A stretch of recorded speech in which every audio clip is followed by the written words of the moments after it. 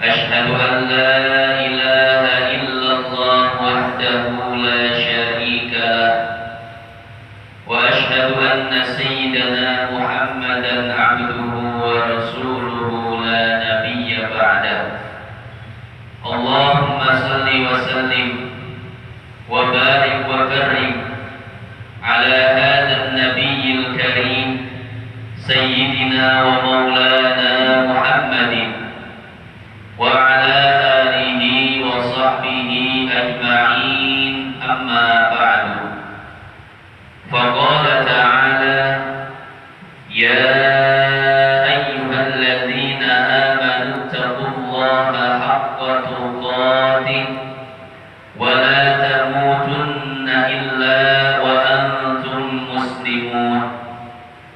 عباد الله، أوصيكم ونفسي بتقوى الله وطاعته لعلكم ترحمون. Hadirin sidang Jumat yang dimuliakan Allah, mengawali khutbah pada kesempatan kali ini, khatib berwasiat khususnya untuk pribadi khatib sendiri dan umumnya untuk jamaah sekalian. Mari sama-sama kita tingkatkan kualitas iman dan takwa kita kepada Allah Subhanahu wa Ta'ala. Takwa dalam artian menjalankan seluruh perintahnya dan menjauhi seluruh larangannya. Hadirin sidang Jumat yang dimuliakan Allah, di dalam agama Islam ada dua istilah yang harus kita ketahui. Yang pertama yaitu istilah usuluddin, dan yang kedua yaitu istilah furu'uddin. Apa itu usuluddin dan apa itu furu'uddin?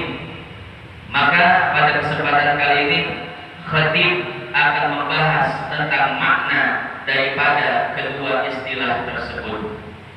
Hadirin sidang Jumat yang dimuliakan Allah, yang pertama ada istilah usuluddin. Apa itu usuluddin?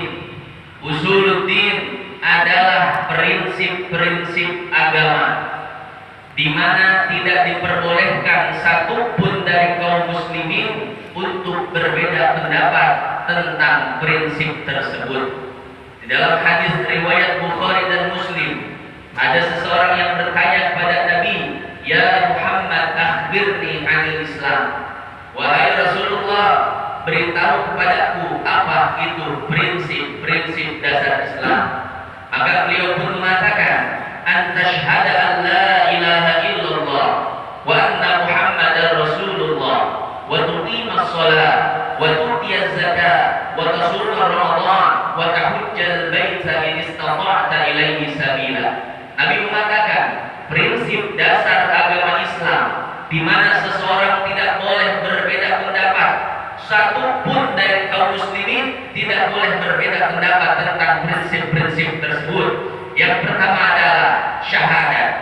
Engkau bersaksi bahwasanya tiada Tuhan selain Allah, dan engkau pun bersaksi bahwasanya Muhammad adalah utusan Allah. Siapa orang yang berbeda terhadap prinsip tersebut, dia mengatakan ada Tuhan selain Allah, atau dia mengatakan ada Nabi setelah Nabi Muhammad SAW, maka sungguh orang tersebut sudah keluar dari Islam. Faqad kharaja 'anil Islam fa huwal murtad. Maka orang tersebut dikatakan sebagai orang yang murtad. Kenapa? Karena ini adalah prinsip dasar, prinsip pokok di mana setiap kaum muslimin tidak boleh berbeda pendapat di dalam prinsip-prinsip tersebut. Yang kedua, wa tuqimas shalah. Engkau meyakini bahwasanya salat itu wajib. Engkau mendirikan salat, engkau melaksanakan salat. Maka siapa orang yang berbeda pendapat tentang hal tersebut, dia mengatakan salat itu tidak wajib. Dia mengatakan salat itu tidak wajib, faqad kharaja 'anil Islam, maka berarti dia telah keluar dari Islam. Kenapa? Karena salat adalah masalah prinsip, masalah dasar-dasar agama di mana tidak boleh seorang muslim pun berbeda pendapat tentang kewajibannya. Kemudian yang ketiga, wa tu'tiya zakat, membayar zakat. Yang keempat, wa tasuma Ramadan, berpuasa di bulan suci Ramadan. Yang kelima, wa tahujjal baita in istata'ta ilaihi sabila, engkau mengerjakan haji jika engkau mampu. Inilah 5 prinsip dasar agama Islam, di mana tidak diperbolehkan seorang pun daripada kaum muslimin untuk berbeda pendapat tentang hal tersebut. Oleh karenanya ini disebut dengan al-mas'alatul ittifaqiyah.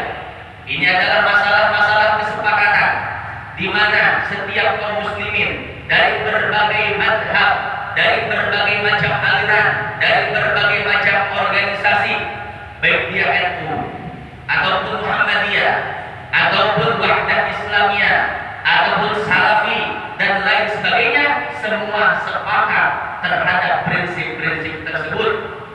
Semua umat Islam sepakat, tidak ada yang berbeda tentang prinsip-prinsip dasar tersebut. Maka hadirin jamaah yang dimuliakan Allah, itulah makna daripada usuluddin, prinsip-prinsip agama.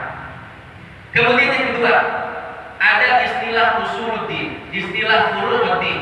Apa itu furu'uddin?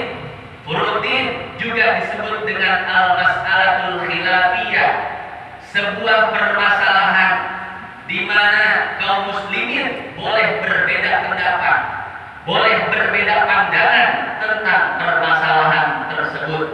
Saya beri contoh tentang bersentuhan kulit antara laki-laki dan perempuan. Menurut Al-Imam Asy-Syafi'i rahimahullah, bersentuhan kulit antara laki-laki dan perempuan itu bisa membatalkan wudu. Lain halnya dengan Al-Imam Abu Hanifah, atau yang kita kenal dengan sebutan Al-Imam Hanafi. Al-Imam Abu Hanifah atau Al-Imam Hanafi mengatakan bersentuhan kulit antara laki-laki dan perempuan itu tidak membatalkan wudu.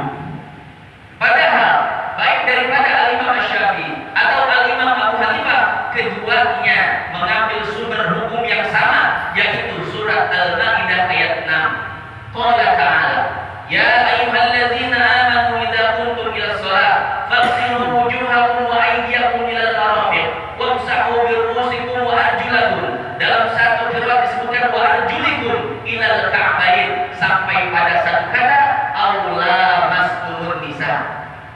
Apa makna aula mas'ulun nisa? Al-Imam Syafi'i mengambil zahirul ayat, mengambil ayat secara tekstual. Apa kata Imam Syafi'i? Makna daripada aula mas'ulun nisa, apabila engkau menyentuh kulit perempuan, maka hendaklah engkau berwudu karena wudumu telah batal. Oleh karenanya di dalam kitab Safinatun Najah disebutkan nawaqidul wudu'i arba'atu asya'a. At-thalits iltiqa'u basyaratai rajulin wa imra'atin ajnabiyyaini kabiraini min ghairi ha'il. Pembatalan wudu ada 4. Yang ketiga adalah bersentuhan kulit antara laki-laki dan perempuan. Yang kedua-duanya sudah besar, kedua-duanya tidak ada hubungan mahram, juga tidak. Kedua-duanya bersentuhan langsung antara kulit keduanya, tidak ada mahram. Masyaallah muslimin yang dimuliakan Allah, itulah penafsiran Al-Imam Asy-Syafi'i terhadap aula mas'ulun nisa. Berbeda dengan pendapat atau penafsiran Al-Imam Abu Hanifah. Al-Imam Abu Hanifah menafsirkan aula mas'ulun nisa sebagai al-kinayah, sebagai lafaz sindiran, bukan haqiqatul lafzi, haqiqatul alfaz. Sehingga beliau mengatakan makna aula mas'ulun nisa adalah berhubungan badan. Maka beliau mengatakan yang dapat membatalkan wudu adalah berhubungan badan, bukan bersentuhan kulit. Lalu siapakah yang benar di antara kedua pendapat ini? Imam Syafi'i mengatakan batal, Imam Abu Hanifah mengatakan tidak batal. Tentu kedua-duanya benar, karena kedua-duanya mengambil istinbat hukum berdasarkan otoritas keilmuan yang mereka miliki. Al-Imam Syafi'i al-Imamul Kabir, seorang ulama besar. Al-Imam Abu Hanifah al-Imamul Kabir, seorang ulama besar. Maka tentu kedua-duanya benar. Kenapa? Karena ini adalah masalah khilafiyah, di mana setiap kaum muslimin boleh berbeda pendapat tentang hal tersebut. Hadirin jamaah yang dimuliakan Allah, Saya beri contoh yang kedua, yaitu tentang kunut subuh. Al-Imam Syafi'i mengatakan kunut subuh sunnah. Al-Imam Abu Hanifah mengatakan kunut subuh bid'ah. Tapi yang dimaksud bid'ah di sini adalah al-bid'atul makruhah. Hukumnya makruh. Karena bid'ah itu hanya sebuah pernyataan, bukan sebuah hukum. Bid'ah itu perlu kepastian hukum. Apakah dia makruhah? Apakah dia muharramah? Apakah dia mubahah? Apakah dia mustahabah? Dan lain sebagainya. Hadirin jamaah yang dimuliakan Allah. Menurut Al-Imam Asy-Syafi'i kunut subuh sunnah. Menurut Al-Imam Abu Hanifah kunut subuh makruh. Padahal kedua-duanya mengambil sumber hukum yang sama, yaitu sebuah hadis yang jalurnya sampai kepada Abdullah bin Mas'ud radhiyallahu taala. Kenapa tidak saya katakan Bukhari, Muslim, Abu Dawud, Tirmidzi dan lain sebagainya? Karena mereka ini hidup setelah Imam Syafi'i dan setelah Imam Abu Hanifah. Maka tidak cocok kalau kita katakan mereka mengambil daripada Al-Imam Muslim, Al-Imam Bukhari dan lain sebagainya. Mengambil sebuah hadis yang sanadnya bersambung kepada Abdullah bin Mas'ud. Apa kata Abdullah bin Mas'ud? Beliau mengatakan, "Kana Nabi sallallahu alaihi wasallam yaqnul fajr syahra, tsumma tarakahu." Nabi sallallahu alaihi wasallam pernah kunut subuh selama 1 bulan penuh, tapi setelah itu beliau pun meninggalkan kunut tersebut. Dari hadis ini, maka Al-Imam Syafi'i mengambil sebuah istinbat hukum bahwasanya kunut subuh itu sunnah. Walaupun Rasulullah hanya mengerjakannya 1 bulan, tapi kita umatnya boleh mengerjakannya, bahkan sunnahkan untuk mengerjakannya secara terus-menerus. Kata Imam Syafi'i, ini seperti puasa Senin Kemis. Rasul puasa Senin Kemis itu jarang-jarang, tapi mengapa kita disunnahkan untuk puasa Senin Kemis selalu melaksanakan puasa Senin Kemis? Itu sama dengan hadis tersebut, hadis tentang kunut. Walaupun Rasul kunut 1 bulan penuh kemudian meninggalkannya, maka kata Imam Syafi'i yang menjadi istinbat hukum adalah ketetapan bahwasanya Rasulullah SAW melaksanakan kunut pada sholat subuh. Maka disunahkan bagi kita untuk terus-menerus melaksanakan kunut. Berbeda dengan Al-Imam Abu Hanifah. Al-Imam Abu Hanifah mengatakan, andai kunut subuh dilakukan terus-menerus, aku khawatir kunut subuh dianggap menjadi wajib. Maka kata Al-Imam Abu Hanifah, kunut subuh tidak sunnah lagi. Lalu siapakah yang benar? Tentu kedua-duanya benar, karena kedua-duanya mengambil istinbat hukum berdasarkan otoritas keilmuan yang mereka miliki. Masyaallah muslimin yang dimuliakan Allah, itulah masalah khilafiyah, di mana seseorang boleh berbeda pendapat tentang hal tersebut. Saya kasih contoh yang ketiga, qobliyah Jumat. Sebagian kaum muslimin sebelum khatib naik mimbar ada yang melaksanakan qobliyah Jumat. Dan sebagian kaum muslimin sebelum khatib naik mimbar ada yang tidak melaksanakan qobliyah Jumat. Maka hadirin jamaah yang dimuliakan Allah, yang tidak melaksanakan qobliyah Jumat ini mengikuti pendapat Syekh Muhammad Nasiruddin Al-Albani di dalam kitabnya Sifat Salat Nabi Sallallahu Alaihi Wasallam.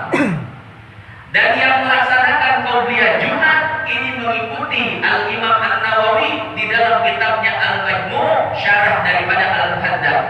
Al-Muhaddats ini karangan daripada Al-Imam Abu Ishaq Asy-Syirazi, seorang mujtahid madhab di dalam Al-Imam Asy-Syafi'i. Kemudian disyarahkan dengan beberapa syarah, salah satunya adalah Al-Imam An-Nawawi dengan judulnya Al-Majmu'. Di dalam Al-Majmu' Al-Imam Nawawi mengatakan qobliyah Jumat sunnah, baik 2 rakaat ataupun 4 rakaat. Masyaallah muslimin yang dimuliakan Allah, lalu siapa yang benar? Al-Imam An-Nawawi atau Al-Imam Muhammad Nasiruddin Al-Albani atau Syekh Al-Albani? Maka tentu kita katakan kedua-duanya benar, karena kedua-duanya beristinbat hukum dengan otoritas keilmuan yang mereka miliki masing-masing. Ini adalah masalah khilafiyah. Saya beri contoh yang keempat tentang posisi tangan ketika sholat. Kaum muslimin ada yang di dada, ada yang di perut, ada yang di bawah perut, bahkan ada yang diluruskan tangannya. Yang di dada siapa? Berarti ini mengikuti pendapat Al-Imam Asy-Syaukani di dalam kitabnya Nailul Awtar. Nailul Awtar syarah daripada Muntakal Akhbar. Muntakal Akhbar syarah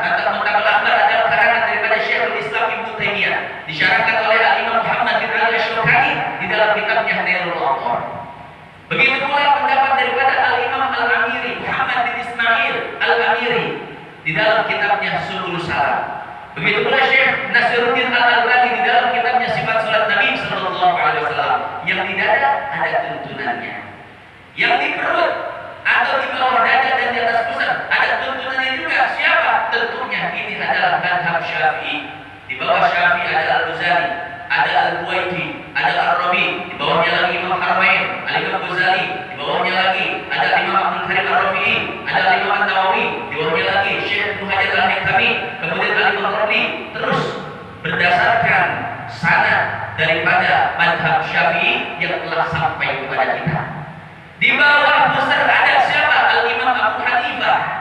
Madhab Hanafi sholatnya dengan menggenggam tangan di bawah pusat. Kalau kita ke Turki atau ke sebagian India, maka kita dapati mereka sholat dengan tangan posisi di bawah pusat. Kenapa? Karena mereka bermadhab Hanafi. Ada yang diluruskan siapa? Madhab Maliki.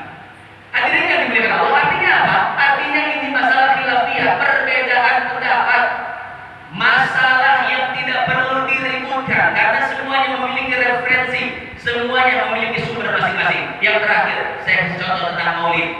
Ketika datang bulan Maulid, sebagian kaum muslimin mengadakan acara Maulid, sebagian kaum muslimin tidak. Yang mengadakan acara Maulid tentu ada tuntunannya. Siapa? Lihat di dalam kitab Al-Hawilil Fatawi, Al-Imam Asyuti mengarang sebuah risalah Husnul Maqsid fi Hukmil Maulid. Beliau mengatakan Maulid hukumnya sunnah. Begitu pula dengan Syekhul Islam Ibnu Taimiyah di dalam kitabnya Iqtidau Shiratal Mustaqim. Beliau mengatakan siapa orang yang melaksanakan Maulid maka dia akan mendapatkan pahala dari Allah karena kecintaannya kepada Nabi besar Muhammad sallallahu alaihi wasallam. Yang tidak Maulid ada tuntunannya juga. Siapa? Abu Amr Al-Maliki di dalam kitabnya Al-Maulid fi Ahkamil Maulid. Beliau mengatakan Maulid bid'ah dan tidak sunnah. Maka hadirin jamaah yang dimuliakan Allah, tapi kita perlu sadari ini adalah masalah khilafiyah. Boleh kaum muslimin itu berbeda pandangan, berbeda pendapat tentang masalah ini. Akan tapi yang tidak diperbolehkan adalah terus berdebat, terus mencaci, terus mencap bid'ah, terus mencap sesat dan lain sebagainya. Apa kata Nabi? Al-Muslim akhul Muslim. Sesama muslim itu bersaudara, la yadhlimu, tidak boleh saling menzalimi, baik dengan perbuatan ataupun dengan perkataan. Wala yahqiru, tidak boleh saling merendahkan. Wala yahdhuru, tidak boleh saling menghinakan. Maka hadirin jamaah yang dimuliakan Allah, apapun aliran kita, apapun pemahaman kita, apapun madhab kita, maka sadarilah bahwasanya kita semua ini di bawah kalimat la ilaha illallah Muhammadur Rasulullah sallallahu alaihi wasallam. Tuhan kita sama, Nabi kita sama, Quran kita sama, prinsip-prinsip dasar semua sama. Maka hadirin jamaah yang dimuliakan Allah, jangan terus-terusan melihat kepada perbedaan, maka lihatlah kepada persamaan kita. Semua kita di bawah kalimat la ilaha illallah Muhammadur Rasulullah sallallahu alaihi wasallam. Barangkali itu saja yang dapat Khatib sampaikan pada kesempatan kali ini. Kurang lebihnya mohon maaf yang sebesar-besarnya. Mudah-mudahan tidaklah kita berkumpul di tempat yang mulia ini, melainkan Allah Subhanahu wa taala mengampuni dosa-dosa kita, mengabulkan segala hajat-hajat kita, diluaskannya rezeki kita, dimudahkannya seluruh urusan kita. Allah jadikan anak cucu kita menjadi anak-anak yang soleh dan soleha, keluarga kita menjadi keluarga yang sakinah, mawaddah, warahmah, kampung halaman kita, rumah tangga kita, bangsa dan negara kita senantiasa dihindarkan daripada segala bala dan musibah. Allah istiqomahkan kita di dalam ibadah sampai kita mati membawa husnul khatimah. Barakallahu li wa lakum